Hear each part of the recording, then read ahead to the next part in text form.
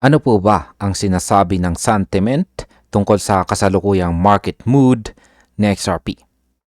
Ayan mga ka-crypto, may isang bagong insight po mula kay sentiment. Parang may bulong sa market kung saan si XRP ay nasa silent opportunity. At bakit? Sa nakaraang 2 buwan, nagkaroon po ng sharp pullback sa XRP at halos lahat ng social channels puno ng bearish commentary. Para kay sentiment, ito ay isang sentiment zone na historically ay nauuna sa malalakas na short-term reversals. Ibig sabihin, kapag sobrang takot na ang crowd, maaaring sumabog ang presyo sa kabilang direksyon.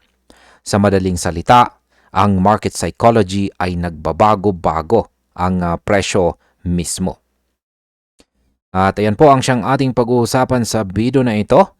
At ang ating sunod na katanungan ay ano po ba ang nangyayari sa fear zone ni XRP ayon sa sentiment. Ayan, ayon po sa on-chain behavioral data, ang sentiment ay nagbatay po sa social mood. At ang resulta ay deep fear or malalim na takot ang bumabalot kay XRP sa pinakamalakas nitong wave mula noong October. Tinitignan po nila ang ratio ng positive versus negative messages at halos wala ng bullish commentary sa paligid. Parang crowd, parang ang karamihan po ay napuno ng duda, kawalan ng tiwala at saka takot.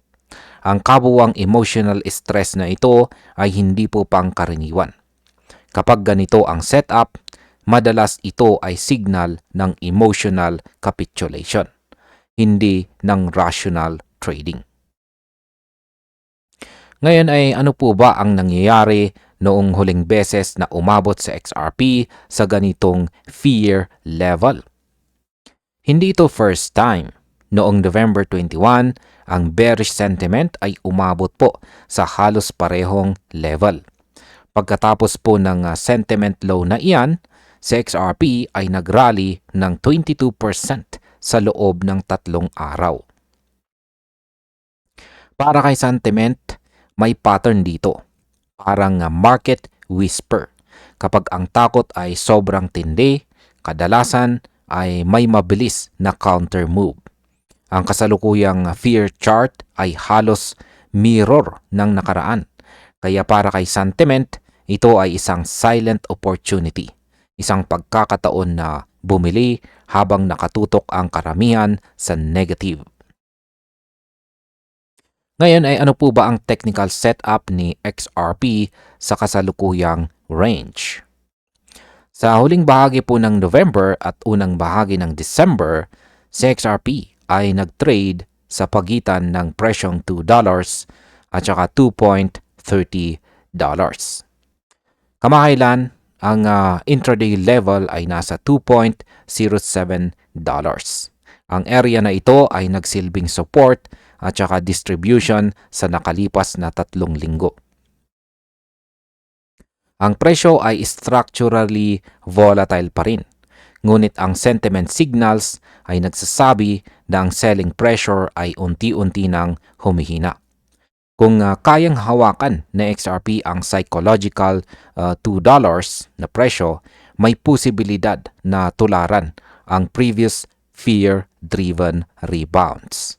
Pero kapag bumagsak po ito sa ibaba ng level na iyon, maaaring tumaas po ang downside risk.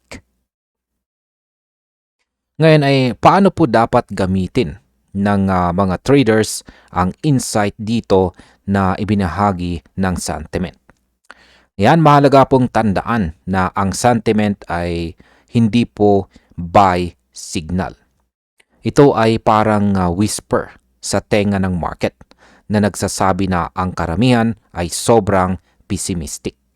Para po sa mga traders, dapat ipares ang sentiment data sa volume surges, structural support at macro factors gaya ng liquidity flows at saka stability ng broader crypto market.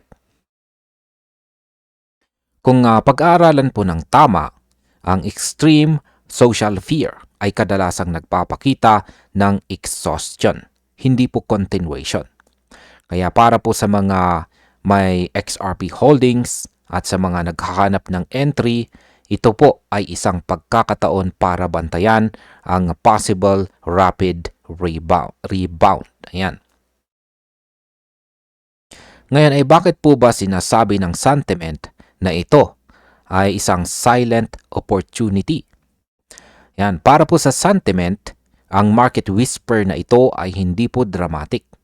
Hindi halata sa karamihan ng mga traders.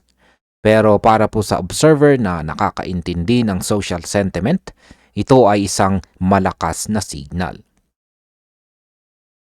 Nakita na sa nakaraang wave na kapag umabot po sa ganitong fear level, sa XRP ay madalas na mag-sharp reversal.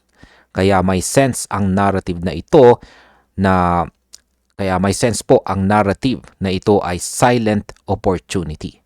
Kapag ang lahat ay bearish, sa XRP ay tahimik po na nag-iipon ng lakas at naghahanda sa counter move. Ito ay halimbawa ng market psychology kung saan ang crowd emotion ay nagbabalik ng tsansa para sa price rally.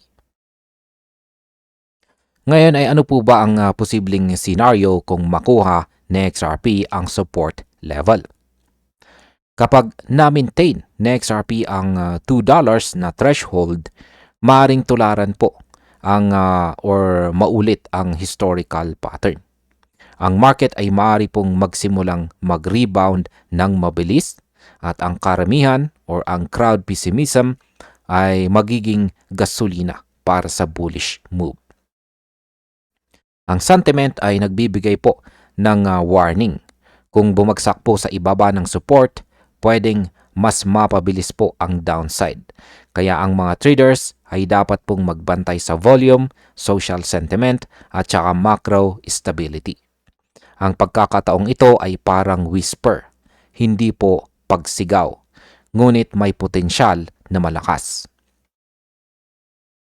At bilang panghuli ay ano naman ang aking masasabi tungkol dito? Ayan, ang mensahe po rito ng sentiment ay malinaw. Sa XRP ay bumalik po sa fear zone na nagpauna sa nakaraang rapid rebound. Maaring hindi po ito guaranteed, ngunit ang history ay may tendency na ulitin ang kanyang behavior. Kaya para po sa mga holders, ito ay signal na bantayan po natin ang price action sa mga support levels. Ang market emotional pendulum ay tumalon po sa pessimism at kadalasan dito po nagsisimula ang sharp counter moves. Sa madaling sabi, ang sentiment ay parang nagsasabi sa atin na maging alerto. Ang pagkakataon ay tahimik, ngunit matindi. Ito po ang silent opportunity para kay XRP. At ayan, hanggang dito na lamang po tayo sa video na ito mga ka-crypto. Maraming salamat sa panonood.